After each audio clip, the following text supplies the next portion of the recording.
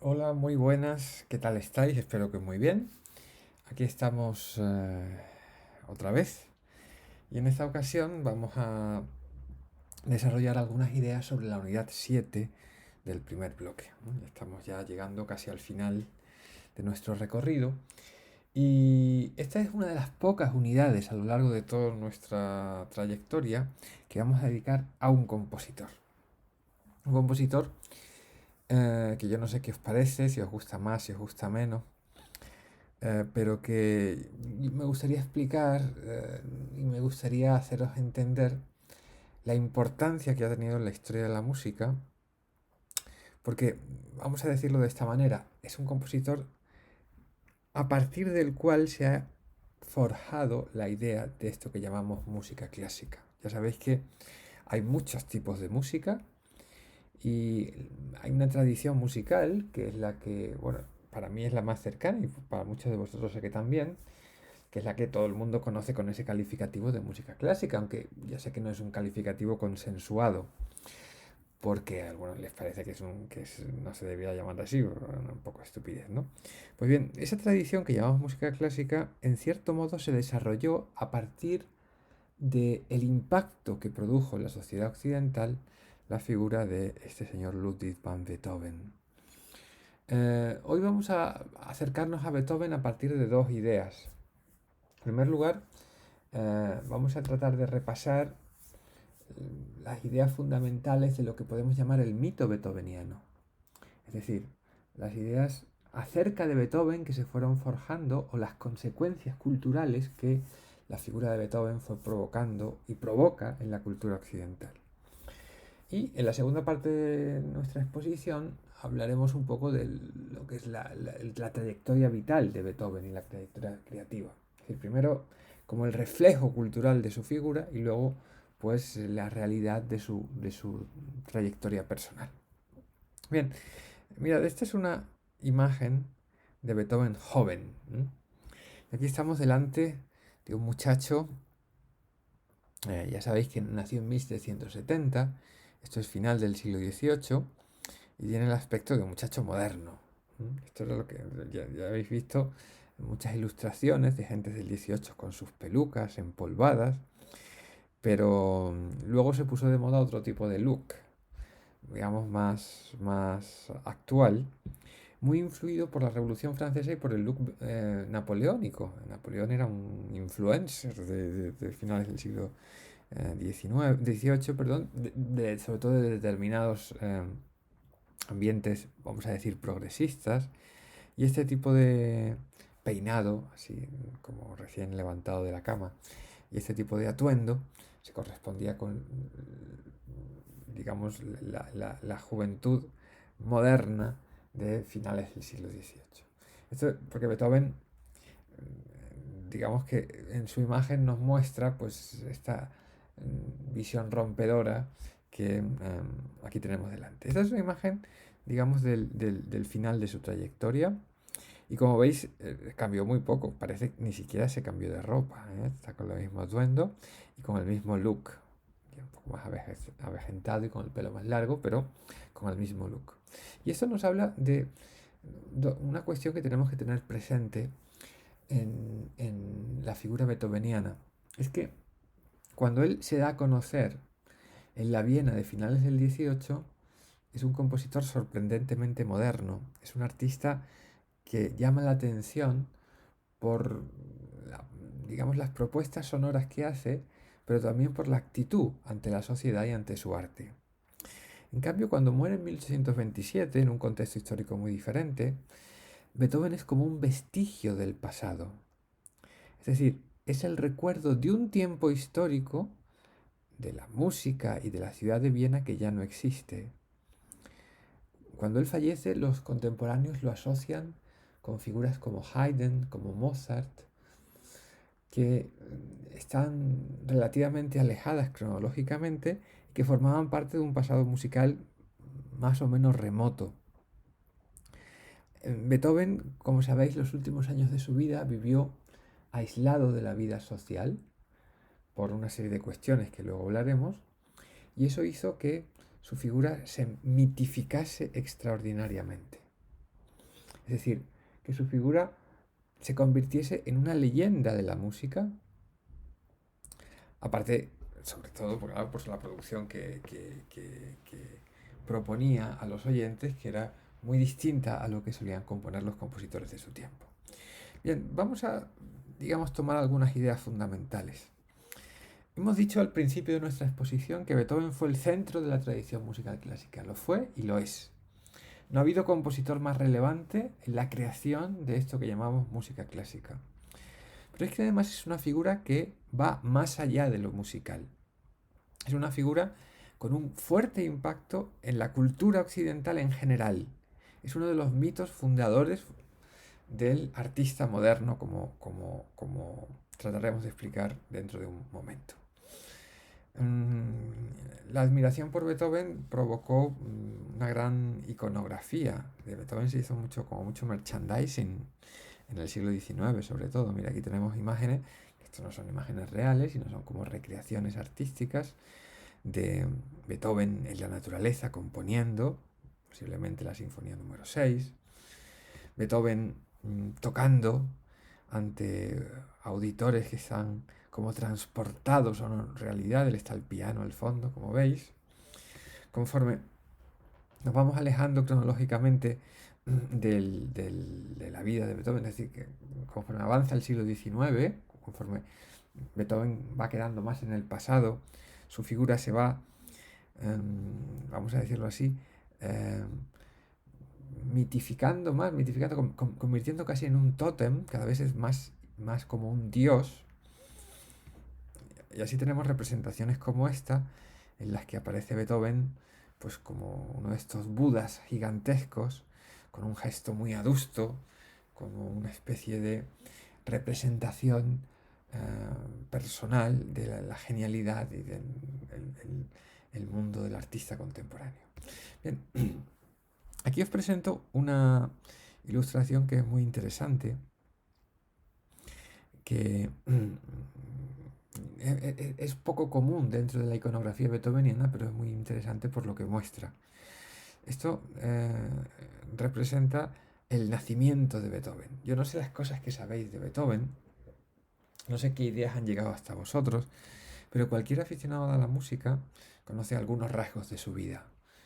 Pues conoce pues, que se quedó sordo, que se sobrepuso a esa sordera y siguió componiendo. Conoce que tuvo una infancia difícil, que su padre, digamos, le maltrató porque quería hacer de él un segundo Mozart. Conocen sus fracasos amorosos. De Beethoven conocemos, digamos, muchos cotilleos, por decirlo de alguna manera, ¿no? Y aquí nos muestra el nacimiento de Beethoven. La madre no está, sino hay una especie de nodriza que lo coloca en una cuna. A la izquierda está este señor vestido de negro como Lord Bader, que es el padre de Beethoven, mirándolo ceñudamente, como deseándole, no sé muy bien, todo tipo de desgracias o queriendo aprovecharse de él. Y hay dos figuras, dos símbolos, dos figuras que simbolizan dos ideas que están muy asociadas a la vida beethoveniana. Estas dos figuras femeninas. Una es la música, con su lira y con su corona de laurel, que le está ofreciendo otra corona a Beethoven, es decir, que le está ungiendo como el elegido. Y al fondo hay otra señora con una corona de espinas, que es el destino. Y es que en Beethoven, en el mito beethoveniano, se asocian dos ideas fundamentales. Una es la idea del genio. Beethoven es un elegido, es un genio. Pero por otro lado es un genio sufriente. Es un genio que padece por ese sufrimiento y que tiene un destino cruel, que es el que, digamos, en el imaginario colectivo contemporáneo acompaña al genio.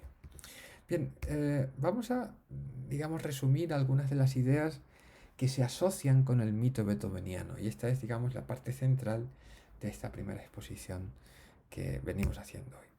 En primer lugar, Beethoven fue, durante todo el siglo XIX, durante el siglo XX y aún hoy, el modelo de artista contemporáneo.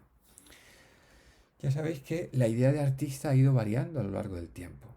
Para los medievales no existían los artistas o no diferenciaban al artista del artesano. Pero conforme va avanzando la historia, y particularmente en la edad contemporánea, se forja un nuevo concepto de artista en el que se asocia el artista con el genio. Este es el artista contemporáneo. Y Beethoven es el primero y más influyente de los músicos y de los artistas en general en los que se muestran los rasgos propios del artista contemporáneo. Es decir, el artista, como acabamos de ver, que asocia la genialidad con el sufrimiento. Mirad, no sé si os dais cuenta, pero cuando nosotros repasamos la vida de muchos artistas muy admirados, son vidas las que están llenas de marrones. Pensad, por ejemplo, no sé, la vida de Van Gogh o la vida de, no sé, de Michael Jackson o de La Pantoja, por poner ejemplo, digamos, más de la cultura popular. Digamos que el público está muy interesado en conocer la vida de estos artistas y de, digamos, contemplar el contraste que hay entre la faceta gloriosa de su aportación a la humanidad con, digamos, las dificultades y la miseria que le ha acompañado en su devenir cotidiano. Digamos que un artista que no sufre, un artista feliz, es un artista sospechoso en el mundo contemporáneo, porque la asociación entre sufrimiento y genialidad está muy firmemente establecida. En cierto modo, el artista contemporáneo es una figura que ha heredado algunos rasgos que vienen del mundo de la religión. Mirad, en la edad contemporánea la religión ocupa un lugar muy diferente a lo que ocupó en otros periodos. No es que haya desaparecido el sentimiento religioso, está muy presente, sino que el sentimiento religioso se ha transformado. Y muchos rasgos del hecho religioso se han trasladado al campo artístico. De hecho, hay muchos autores que hablan en el siglo XIX y en adelante de lo que llaman la religión del arte. Es decir, que el arte en cierto modo sustituye o se apropia de ciertos aspectos de la experiencia de la religión. Y en este sentido, el artista contemporáneo aúna algunos rasgos de figuras que proceden del campo religioso. El genio artístico, en cierto modo, es una forma de mesianismo. Es como un mesías que redime a la humanidad. Es decir, el arte aporta un elemento de redención a la humanidad. El artista también es un profeta, porque anuncia cosas que están por venir. Esa idea que se dice mucho, no fue comprendido en su época, sus contemporáneos le rechazaron, pero en el futuro, en las generaciones futuras se alimentaron de su palabra o de su obra. Esto está claramente asociado con ideas que proceden del campo de la religión y del profetismo. Y en tercer lugar, el artista es un mártir. ¿Qué quiere decir con esto del mártir? Pues que una persona, es un personaje, es un individuo que tiene un mensaje que enviar a la humanidad, y que ese mensaje es rechazado, y ese rechazo le va a provocar sufrimiento, pero que él se sacrifica por la humanidad. Es decir, que él, digamos, acepta el sacrificio que supone someterse al desprecio y al sufrimiento personal y al sufrimiento social, porque piensa que su misión es transmitir un mensaje artístico que está por encima de su beneficio personal. Bueno, me estoy enrollando mucho con esto. Si es un punto que no ha quedado suficientemente claro, luego lo aclaramos en clase. Bien, así que Beethoven es el primero y más decisivo personaje en marcar este nuevo modelo de artista contemporáneo. Vamos a decir que la idea de artista contemporáneo se forja sobre el mito beethoveniano. Segundo aspecto muy importante es que la figura de Beethoven asegura la supremacía de las músicas instrumentales frente a las músicas vocales.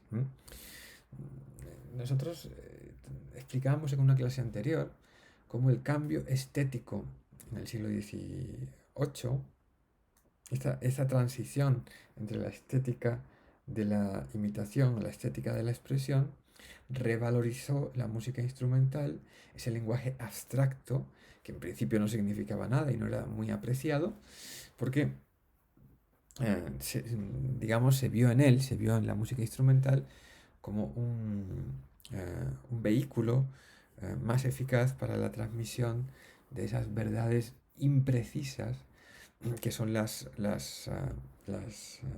que pretendían expresarse a través del arte, ¿no? Pues bien, digamos, esto es un proceso histórico muy complejo, pero el hecho de que Beethoven, que, era, que ha sido el artista por excelencia en en esta tradición que llamamos de música clásica, compusiese especialmente música instrumental, le dio como un refrendo a esta práctica musical en su consideración frente a la música vocal. En cierto modo, digamos, la supremacía de la música instrumental en el mundo de la música clásica viene del culto a Beethoven del que estamos hablando. Otro aspecto quizá más difícil de comprender es la contribución que hizo Beethoven o el mito beethoveniano a la nueva visión acerca de la música, a la idea de que la música es una obra. Y esto quiero explicarlo porque es un poquito complejo y me gustaría que quedase claro. Ya sabéis que la música es una sensación, es algo que ocurre en el tiempo. Es el resultado de la decodificación que hace nuestro cerebro de una serie de ondas que van moviéndose por el ambiente, de las ondas sonoras. Pues bien, eso que es así, en esta tradición que llamamos de música clásica, debe ser matizado. Porque en la música clásica se ha producido lo que podemos llamar una intelectualización del hecho musical. En casi todas las tradiciones musicales está muy claro que el que hace la música es el intérprete. De hecho, en muchas tradiciones musicales no existe la figura del intérprete, porque interpretación y composición son dos actividades que están unidas. Por ejemplo, en el flamenco no se dice, esta bulería la ha compuesto no sé quién y la interpreta no sé cuántos. No es así. Vamos,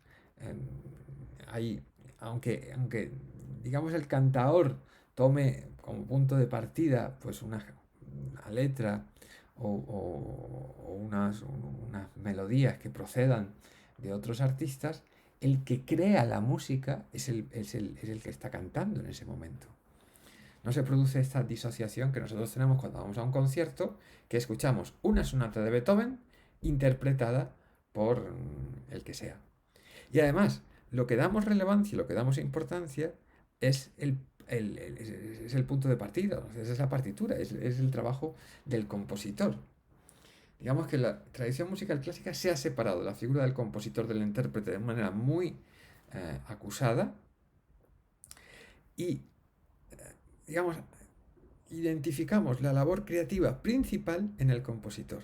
La música es del compositor y el intérprete es como una especie de medio. Esto es una cosa muy extraña. Esto no ocurre en otras tradiciones.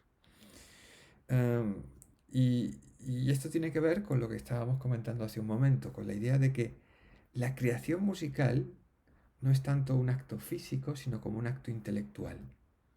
Lo importante es cómo se piensa la música. Me preguntaréis, ¿qué tiene que ver Beethoven con esto? Pues fue que Beethoven, como sabéis, en los últimos años de su vida, por el desarrollo de su sordera, Beethoven se convirtió en un artista cuya relación con la música era puramente mental. Para Beethoven, la actividad musical era una actividad de pensamiento. Y Beethoven transmitía su actividad musical a través de la partitura. El mensaje musical beethoveniano no estaba en interpretaciones, no estaba en sonidos, sino estaba en estructuras musicales que él pensaba y plasmaba sobre un papel. Por lo tanto, el mensaje musical beethoveniano debía ser interpretado por los músicos prácticos, pero que eran colaboradores de la tarea primera que había sido la ideación de las estructuras musicales en la mente del compositor. Así que Beethoven fue fundamental en este proceso del que hablaremos en clases posteriores de intelectualización del hecho musical, que es característico y distintivo de esta tradición que llamamos de música clásica. Bueno, más rápidamente, la figura beethoveniana, el mito beethoveniano sirvió para desarrollar algunas disciplinas académicas en torno a la música. Es decir, esta cuestión de la intelectualización no afectó solo al acto de composición, sino a la manera de pensar la música. Podemos decir que la musicología o el análisis musical se fraguaron como disciplinas para tratar de comprender el significado de la obra beethoveniana. Es que en el caso de Beethoven ocurrió una cosa muy interesante. Yo no sé si lo que conocéis, lo que habéis escuchado de la música de Beethoven, pero las últimas composiciones de Beethoven son muy extrañas. De hecho, muchos de sus contemporáneos consideraban que eran el fruto de una mente extraviada. Es decir, Beethoven se quedó sordo y empieza a componer cosas muy raras. Y algunos decían, bueno, pues claro, es que se le ha ido la olla. Pero conforme el mito beethoveniano fue creciendo, conforme la consideración de Beethoven como el genio absoluto fue haciéndose más poderosa, se llegó a la conclusión de que eso era imposible. Que Beethoven no podía haberse equivocado en sus últimas obras, sino que no las comprendíamos bien.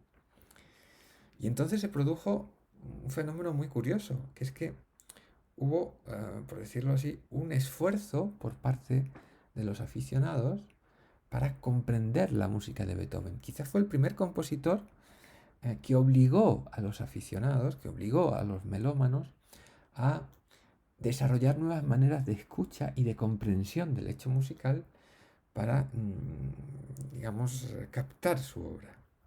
Y el análisis nace como disciplina para comprender la obra beethoveniana, que en algunos casos resultaba difícil de concebir.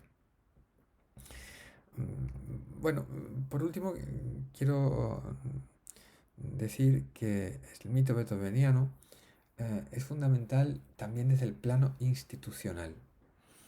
Muchas instituciones de la vida musical moderna se desarrollaron en Europa para dar a conocer la obra musical de Ludwig van Beethoven. Voy a contar esto con un ejemplo para que se entienda mejor. Y un ejemplo cercano. Mirad, por ejemplo, en Madrid, a mediados del siglo XIX, 1850 por ejemplo, no había conciertos de música clásica, no había. Lo que gustaba aquí pues era la ópera italiana, y Bellini, Donizetti, Berti. Y cuando había un concierto, eran actuaciones en las que, como sabéis, en los conciertos de esta época actuaba mucha gente, cantaban muchas cosas, arias, dúos, fragmentos de ópera. Y cuando había música instrumental, lo que se escuchaban eran fantasías sobre ópera, variaciones sobre temas de ópera o cosas así. Sin embargo, ya a mediados del siglo XIX, entre los críticos y los aficionados, digamos, más selectos, empezó a difundirse la idea de que Beethoven era un genio. Todas las historias acerca de Beethoven, de su genialidad, de su sufrimiento, de su sordera, en realidad se conocían en Madrid, en el Madrid de mediados del siglo XIX, antes de que su música se conociese realmente. Eso es un fenómeno muy interesante, como, digamos, primero se despertó el interés por la figura de Beethoven antes de que su música en realidad pudiese ser escuchada por los aficionados en los conciertos. De modo que cuando en la década de los 60 digo, a mitad del siglo XIX se conocía el mito beethoveniano en Madrid, pero no se había escuchado su música en concierto. Cuando en la década de los 60 empezaron a aparecer en Madrid los primeros ciclos de conciertos modernos, es decir, los primeros ciclos de conciertos que se parecen a los ciclos de conciertos que ahora hay en el auditorio, y estoy hablando de la Sociedad de Cuartetos del Conservatorio, que se fundó en 1863, que fue la primera asociación que ofrecía conciertos de música de cámara de forma regular. Y estoy hablando de la Sociedad de Conciertos de Madrid, que fue la primera orquesta sinfónica que ofrecía conciertos en la capital de España. Pues cuando se crean estas asociaciones, el objetivo de estas asociaciones es dar a conocer la obra musical de este genio en España.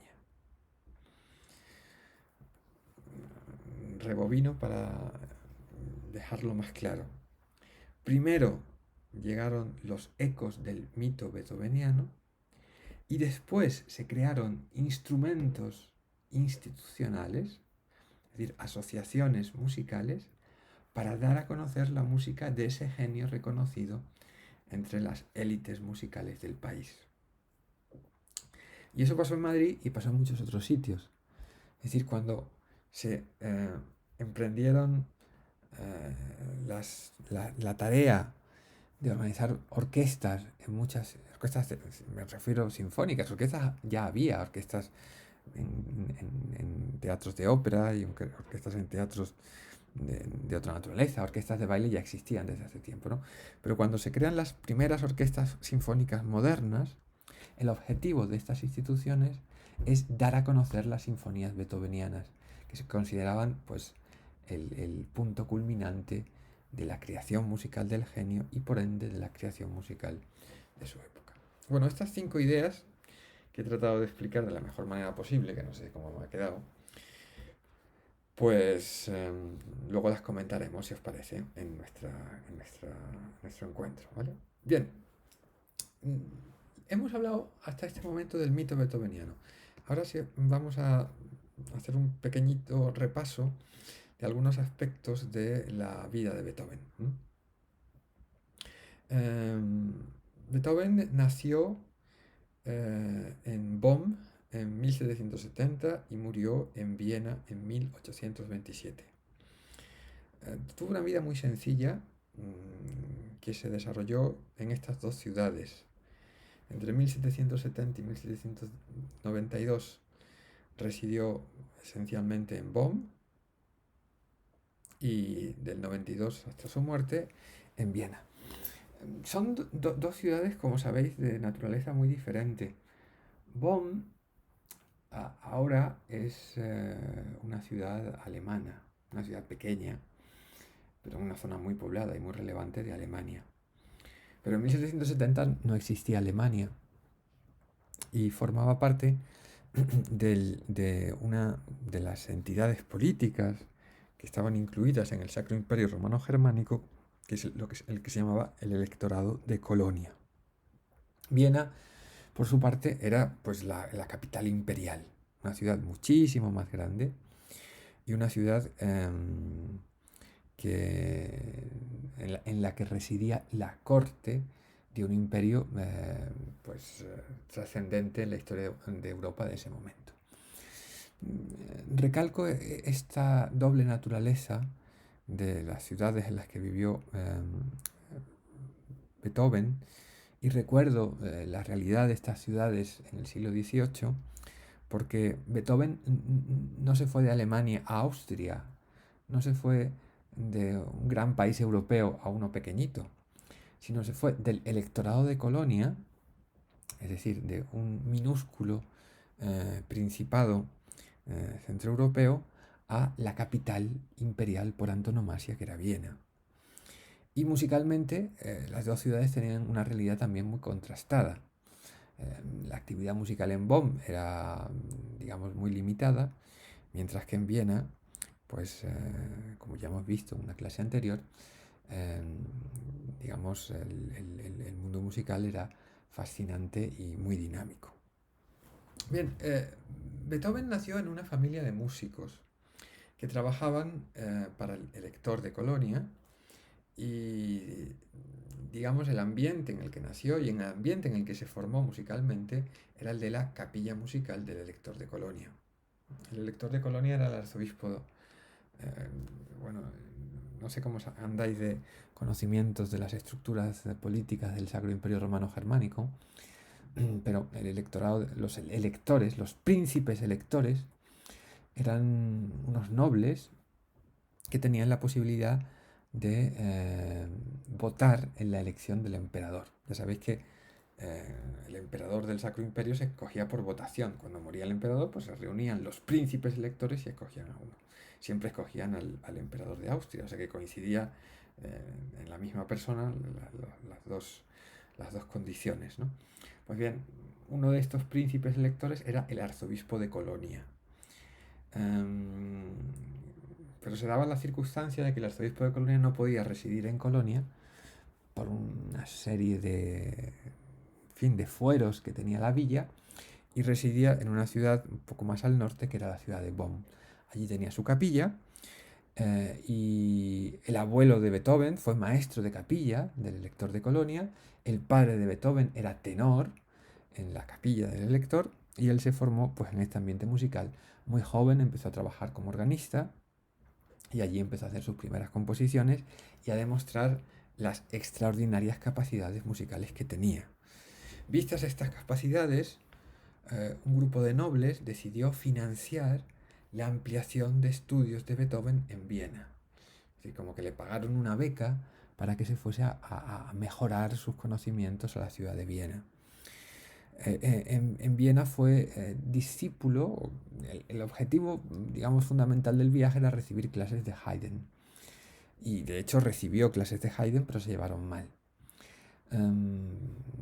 Porque Haydn estaba muy ocupado, Beethoven era muy celoso, y, en fin, no se entendieron.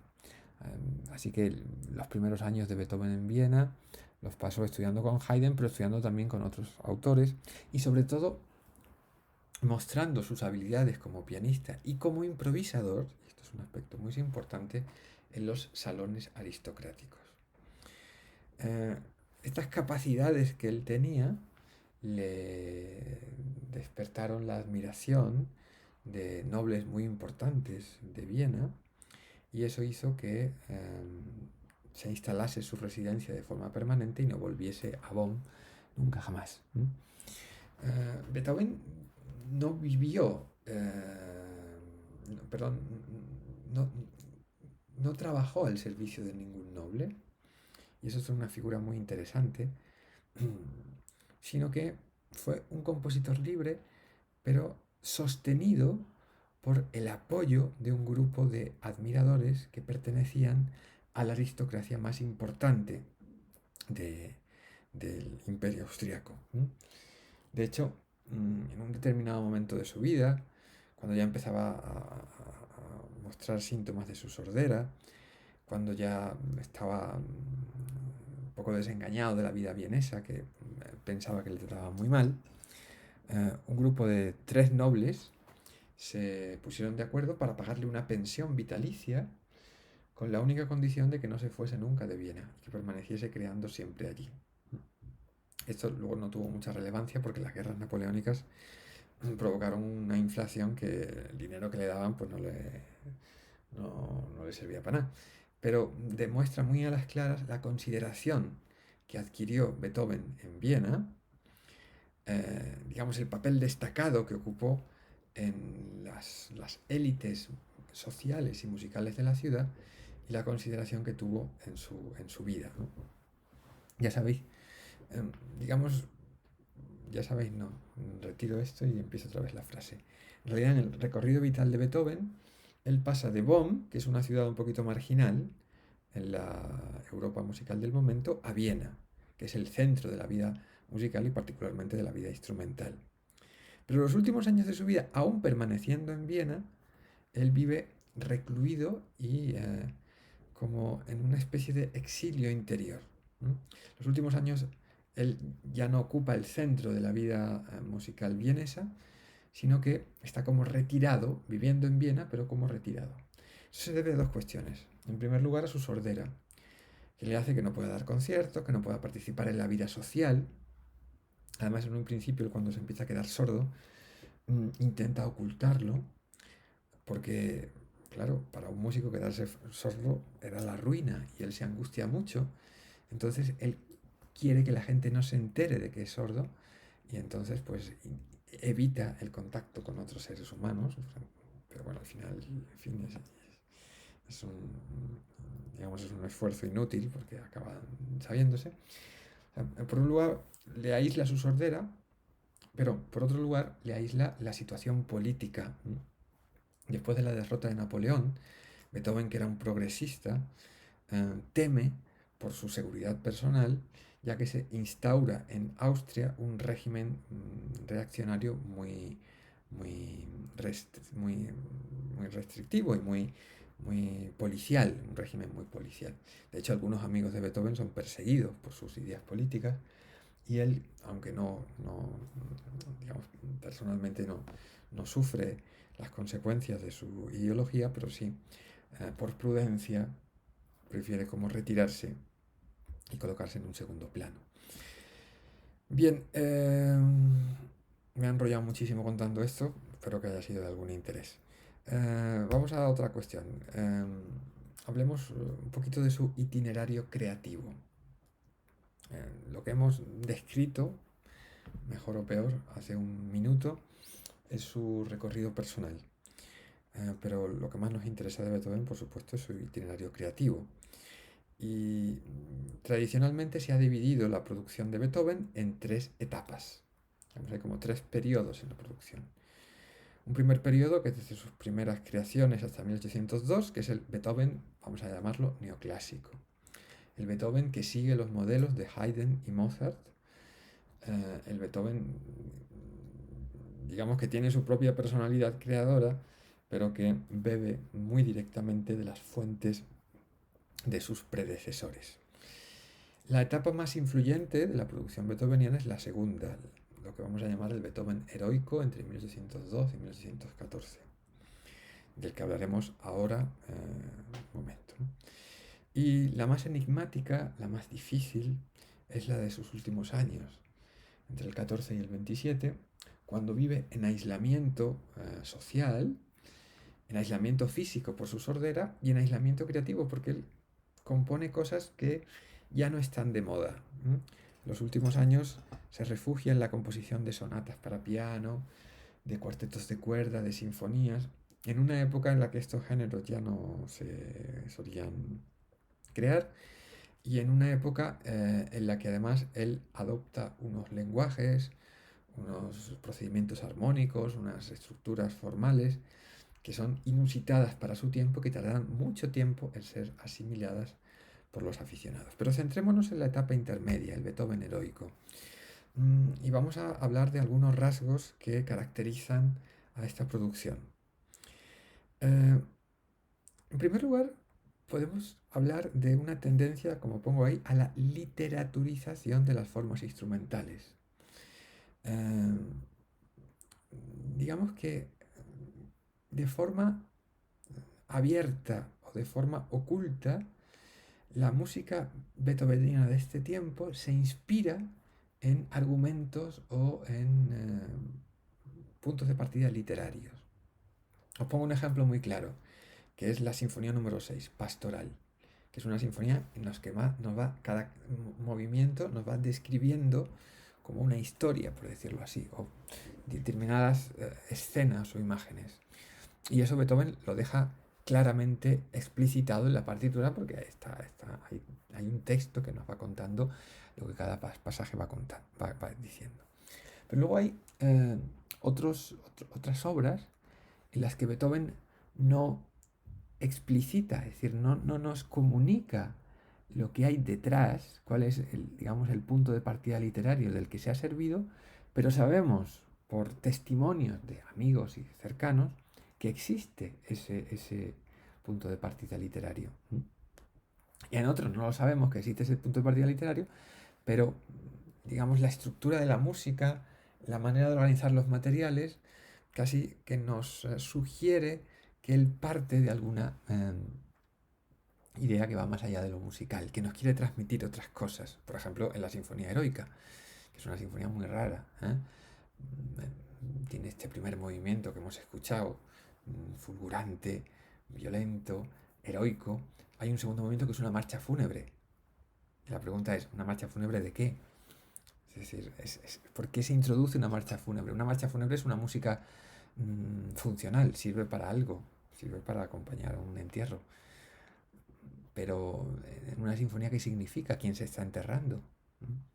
Luego hay un scherzo y al final hay unas variaciones sobre un tema que es sobre un tema que él extrae de un ballet que se llama Las criaturas de Prometeo. Es una referencia a Prometeo, que es un mito griego. ¿Esa referencia es inocente o realmente él la necesita para el argumento musical que está tratando de desarrollar con su discurso sonoro? En fin, estas cuestiones. Vinculado con esto está el que ponemos ahí como cuarto punto, que es que la forma musical es un vehículo de contenidos y eso hace que la forma musical se vaya transformando y se vaya adaptando a los contenidos. A veces no sabemos el contenido literario que hay detrás, pero nos damos cuenta que la disposición de los materiales, los pasajes que se van introduciendo, no nos hablan de, digamos, un compositor que respete las convenciones formales de los géneros, de las diferentes estructuras, sino que utiliza las estructuras para contarnos historias que van más allá. Así se produce una innovación en las estructuras generales de las obras y en la forma de cada movimiento. Y el último aspecto que quiero destacar del Beethoven heroico es la orientación hacia la sala de concierto en todas sus producciones. ¿Qué quiero decir con esto? Ya estuvimos hablando como en la segunda mitad del 18 los compositores sabían hacia dónde dirigían sus creaciones. Si lo hacían hacia la sala de concierto o si lo hacían hacia el salón doméstico. Para las salas de concierto componían sinfonías, conciertos para piano, conciertos para violín. Para el salón doméstico todo el repertorio de música de cámara. Una sonata para piano, una sonata para violín y piano, un cuarteto. Esto empezó a modificarse con las producciones de Haydn en el terreno del cuarteto de cuerda, que son de una complejidad que ya no eran de pura música de entretenimiento. Sin embargo,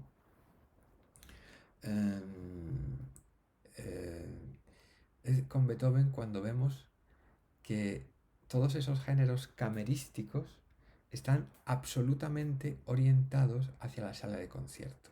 No ya por la complejidad del mensaje, sino por el virtuosismo y el empuje que esa música tiene. Los cuartetos de cuerda de Beethoven, las sonatas para violín y piano, pensad por ejemplo en la Kreutzer, las sonatas para piano, la Passionata o la Waldstein, no están escritas para un intérprete aficionado, sino para un gran intérprete con un gran instrumento en una gran sala donde ese mensaje trascendente, ese mensaje poderoso de la música beethoveniana pueda resonar en toda su dimensión. Bien, estas son las ideas que quería exponeros. Espero que hayan llegado a vosotros de forma más o menos coherente. Y de todas maneras nos vemos en clase para resolver las dudas que surjan. Muchas gracias, un beso y un abrazo.